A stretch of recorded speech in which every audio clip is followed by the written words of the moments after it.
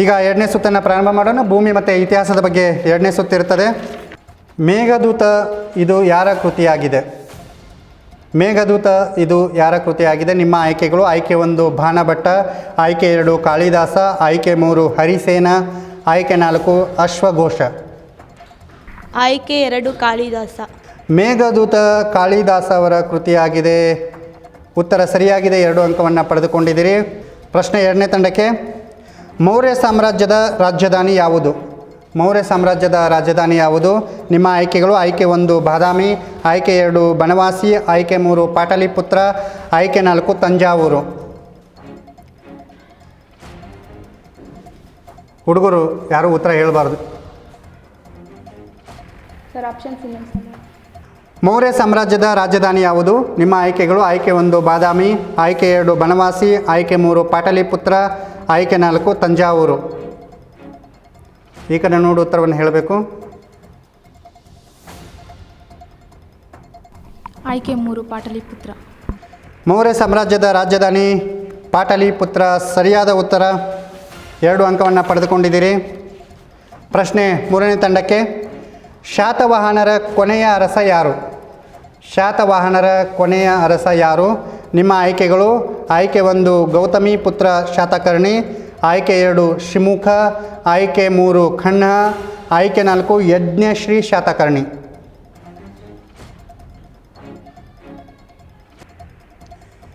ಶಾತವಾಹನರ ಕೊನೆಯ ಅರಸ ಯಾರು?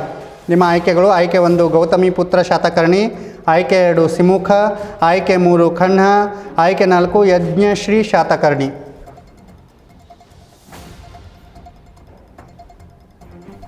ಆಯ್ಕೆ ಡಿ ಯಜ್ಞಶ್ರೀ ಶಾತಕರ್ಣಿ. ಶಾತವಾಹನರ ಕೊನೆಯ ಅರಸ ಯಜ್ಞಶ್ರೀ ಶಾತಕರ್ಣಿ. ಸರಿಯಾದ ಉತ್ತರ, 2 ಅಂಕವನ್ನು ಪಡೆದುಕೊಂಡಿದ್ದೀರಿ. ಪ್ರಶ್ನೆ ನಾಲ್ಕನೇ ತಂಡಕ್ಕೆ: ಗಂಗ ರಾಜವಂಶದ ಪ್ರಮುಖ ದೊರೆ ಯಾರು? ಗಂಗ ರಾಜವಂಶದ ಪ್ರಮುಖ ದೊರೆ ಯಾರು? ನಿಮ್ಮ ಆಯ್ಕೆಗಳು: ಆಯ್ಕೆ 1 ದುರ್ವಿನೀತ, ಆಯ್ಕೆ 2 ನರಸಿಂಹದೇವ, ಆಯ್ಕೆ 3 ಅನಂಗ ಭೀಮದೇವ, ಆಯ್ಕೆ 4 ವಿಜಯದೇವ.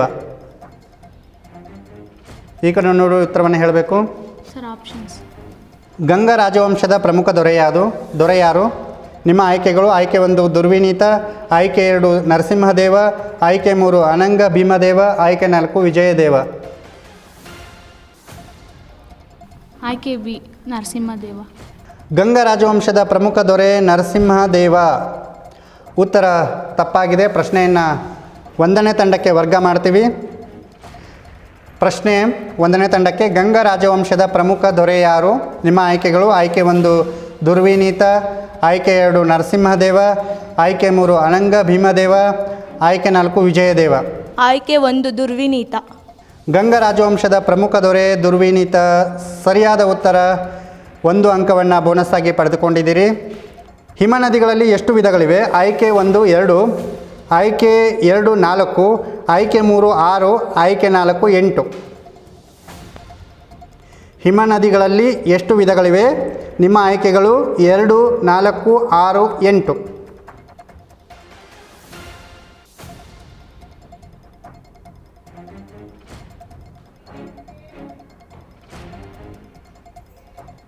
Option A 2.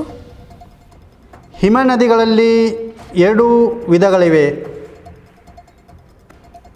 ಉತ್ತರ ಸರಿಯಾಗಿದೆ, 2 ಅಂಕವನ್ನು ಪಡೆದುಕೊಂಡಿದ್ದೀರಿ.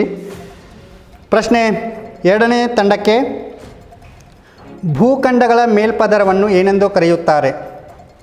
ಭೂಖಂಡಗಳ ಮೇಲ್ಪದರವನ್ನು ಏನೆಂದು ಕರೆಯುತ್ತಾರೆ? ನಿಮ್ಮ ಆಯ್ಕೆಗಳು: ಆಯ್ಕೆ 1 ರಕ್ಷಾ ಕವಚ, ಆಯ್ಕೆ 2 ಮುತ್ತಿನ ಕವಚ, ಆಯ್ಕೆ 3 ಶಿಯಾಲ್, ಆಯ್ಕೆ 4 ಶಿಲಾ ಕವಚ.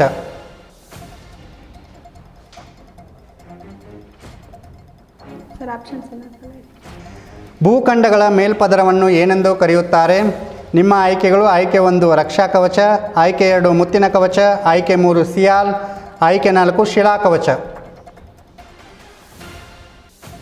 ಆಯ್ಕೆ ಡಿ ಶಿಲಾ ಕವಚ. ಭೂಖಂಡಗಳ ಮೇಲ್ಪದರವನ್ನು ಶಿಲಾ ಕವಚ ಎಂದು ಕರೆಯುತ್ತಾರೆ. ಉತ್ತರ ತಪ್ಪಾಗಿದೆ. ಪ್ರಶ್ನೆಯನ್ನು 3ನೇ ತಂಡಕ್ಕೆ ವರ್ಗ ಮಾಡ್ತೀವಿ. ಭೂಖಂಡಗಳ ಮೇಲ್ಪದರವನ್ನು ಏನೆಂದು ಕರೆಯುತ್ತಾರೆ? ನಿಮ್ಮ ಆಯ್ಕೆಗಳು: ಆಯ್ಕೆ 1 ರಕ್ಷಾ ಕವಚ, ಆಯ್ಕೆ 2 ಮುತ್ತಿನ ಕವಚ, ಆಯ್ಕೆ 3 ಶಿಯಾಲ್, ಆಯ್ಕೆ 4 ಶಿಲಾಕವಚ. ಆಯ್ಕೆ ಬಿ ಮುತ್ತಿನ ಕವಚ. ಉತ್ತರ ತಪ್ಪಾಗಿದೆ. ಯಾರಿಗಾದ್ರೂ ಗೊತ್ತಾ ಉತ್ತರ? ಸಿಯಾಲ್. ಭೂಖಂಡಗಳ ಮೇಲ್ಪದರವನ್ನು ಸಿಯಾಲ್ ಅಂತ ಕರಿತೀವಿ.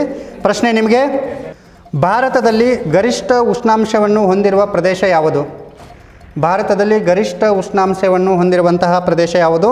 ನಿಮ್ಮ ಆಯ್ಕೆಗಳು: ಆಯ್ಕೆ 1 ಇಟಾನಗರ, ಆಯ್ಕೆ 2 ಬಾಪೂಜಿ ನಗರ, ಆಯ್ಕೆ 3 ಮುಂಬೈ, ಆಯ್ಕೆ 4 ಗಂಗಾನಗರ. ಭಾರತದಲ್ಲಿ ಗರಿಷ್ಠ ಉಷ್ಣಾಂಶವನ್ನು ಹೊಂದಿರುವ ಪ್ರದೇಶ ಯಾವುದು? ನಿಮ್ಮ ಆಯ್ಕೆಗಳು: ಆಯ್ಕೆ 1 ಇಟಾನಗರ, ಆಯ್ಕೆ 2 ಬಾಪೂಜಿ ನಗರ, ಆಯ್ಕೆ 3 ಮುಂಬೈ, ಆಯ್ಕೆ 4 ಗಂಗಾನಗರ. ಯೋಚನೆ ಮಾಡಿ ಉತ್ತರವನ್ನು ಹೇಳಿ. ಈ ಕಡೆ ನೋಡಿ ಉತ್ತರವನ್ನು ಹೇಳಬೇಕು. ಆಯ್ಕೆ ಬಿ ಬಾಪೂಜಿ ನಗರ. ಭಾರತದಲ್ಲಿ ಗರಿಷ್ಠ ಉಷ್ಣಾಂಶವನ್ನು ಹೊಂದಿರುವ ಪ್ರದೇಶ ಬಾಪೂಜಿ ನಗರ. ಉತ್ತರ ತಪ್ಪಾಗಿದೆ. ಪ್ರಶ್ನೆಯನ್ನು 4ನೇ ತಂಡಕ್ಕೆ ವರ್ಗ ಮಾಡ್ತೀವಿ. ಭಾರತದಲ್ಲಿ ಗರಿಷ್ಠ ಉಷ್ಣಾಂಶವನ್ನು ಹೊಂದಿರುವ ಪ್ರದೇಶ ಯಾವುದು? ನಿಮ್ಮ ಆಯ್ಕೆಗಳು: ಆಯ್ಕೆ 1 ಇಟಾನಗರ, ಆಯ್ಕೆ 2 ಬಾಪೂಜಿ ನಗರ, ಆಯ್ಕೆ 3 ಮುಂಬೈ, ಆಯ್ಕೆ 4 ಗಂಗಾನಗರ. ಆಯ್ಕೆ 4 ಗಂಗಾನಗರ. ಭಾರತದಲ್ಲಿ ಗರಿಷ್ಠ ಉಷ್ಣಾಂಶವನ್ನು ಹೊಂದಿರುವ ಪ್ರದೇಶ ಗಂಗಾನಗರ. ಉತ್ತರ ಸರಿಯಾಗಿದೆ. 1 ಅಂಕವನ್ನು ಪಡೆದುಕೊಂಡಿದ್ದೀರಿ. ಪ್ರಶ್ನೆ ನಿಮಗೆ, ಸುಣ್ಣದ ಕಲ್ಲಿನ ಗುಹೆಗಳು ಕರ್ನಾಟಕದಲ್ಲಿ ಎಲ್ಲಿ ಕಂಡುಬರುತ್ತವೆ? ಸುಣ್ಣದ ಕಲ್ಲಿನ ಗುಹೆಗಳು ಕರ್ನಾಟಕದಲ್ಲಿ ಎಲ್ಲಿ ಕಂಡುಬರುತ್ತದೆ? ನಿಮ್ಮ ಆಯ್ಕೆಗಳು: ಆಯ್ಕೆ 1 ದಕ್ಷಿಣ ಕನ್ನಡ, ಆಯ್ಕೆ 2 ಉತ್ತರ ಕನ್ನಡ, ಆಯ್ಕೆ 3 ಉಡುಪಿ, ಆಯ್ಕೆ 4 ಮಂಗಳೂರು. ಸುಣ್ಣದ ಕಲ್ಲಿನ ಗುಹೆಗಳು ಕರ್ನಾಟಕದಲ್ಲಿ ಎಲ್ಲಿ ಕಂಡುಬರ್ತವೆ? ನಿಮ್ಮ ಆಯ್ಕೆಗಳು: ಆಯ್ಕೆ 1 ದಕ್ಷಿಣ ಕನ್ನಡ, ಆಯ್ಕೆ 2 ಉತ್ತರ ಕನ್ನಡ, ಆಯ್ಕೆ 3 ಉಡುಪಿ, ಆಯ್ಕೆ 4 ಮಂಗಳೂರು. ಸುಣ್ಣದ ಕಲ್ಲಿನ ಗುಹೆಗಳು ಉಡುಪಿಯಲ್ಲಿ ಕಂಡುಬರುತ್ತವೆ. ಉತ್ತರ ತಪ್ಪಾಗಿದೆ. ಪ್ರಶ್ನೆಯನ್ನು 1ನೇ ತಂಡಕ್ಕೆ ವರ್ಗ ಮಾಡ್ತೀವಿ. ಸುಣ್ಣದ ಕಲ್ಲಿನ ಗುಹೆಗಳು ಕರ್ನಾಟಕದಲ್ಲಿ ಎಲ್ಲಿ ಕಂಡುಬರುತ್ತವೆ? ನಿಮ್ಮ ಆಯ್ಕೆಗಳು: ಆಯ್ಕೆ 1 ದಕ್ಷಿಣ ಕನ್ನಡ, ಆಯ್ಕೆ 2 ಉತ್ತರ ಕನ್ನಡ, ಆಯ್ಕೆ 3 ಉಡುಪಿ, ಆಯ್ಕೆ 4 ಮಂಗಳೂರು.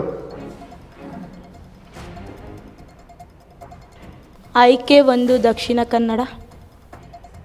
ಸುಣ್ಣದ ಕಲ್ಲಿನ ಗುಹೆಗಳು ಕರ್ನಾಟಕದಲ್ಲಿ ದಕ್ಷಿಣ ಕನ್ನಡದಲ್ಲಿ ಕಂಡುಬರುತ್ತವೆ. ಉತ್ತರ ತಪ್ಪಾಗಿದೆ. ಯಾರಾದರೂ ಹೇಳ್ತಾರೆ ಉತ್ತರ? ಆಡಿಯನ್ಸ್, ಸುಣ್ಣದ ಕಲ್ಲಿನ ಗುಹೆಗಳು ಉತ್ತರ ಕನ್ನಡದಲ್ಲಿ ಕಂಡುಬರ್ತದೆ. ಸರಿಯಾದ ಉತ್ತರ. ಓಕೆ, ಇಲ್ಲಿಗೆ 2ನೇ ಸುತ್ತು ಮುಕ್ತಾಯವಾಯಿತು. 2ನೇ ಸುತ್ತಿನಲ್ಲಿ ಯಾರ್ಯಾರು ಎಷ್ಟೆಷ್ಟು ಅಂಕಗಳನ್ನು ಪಡೆದುಕೊಂಡಿದ್ದೀರಿ ನೋಡೋಣ. ಸೊ 2ನೇ ಸುತ್ತಿನಲ್ಲಿ ಎ ತಂಡ 5 ಅಂಕವನ್ನು ಪಡೆದುಕೊಂಡಿದೆ, ಅಭಿನಂದನೆಗಳು. ಹಾಗೆ ಬಿ ತಂಡ 2 ಅಂಕವನ್ನು ಪಡೆದುಕೊಂಡಿದೆ, ಅಭಿನಂದನೆಗಳು. ಹಾಗೆ ಸಿ ತಂಡ 2 ಅಂಕಗಳನ್ನು ಪಡೆದುಕೊಂಡಿದೆ, ಅಭಿನಂದನೆಗಳು. ಹಾಗೆ ಡಿ ತಂಡ 1 ಅಂಕವನ್ನು ಪಡೆದುಕೊಂಡಿದೆ. ಸೊ ಚೆನ್ನಾಗಿ ಉತ್ತರವನ್ನು ಹೇಳಿ, ಸರಿನಾ?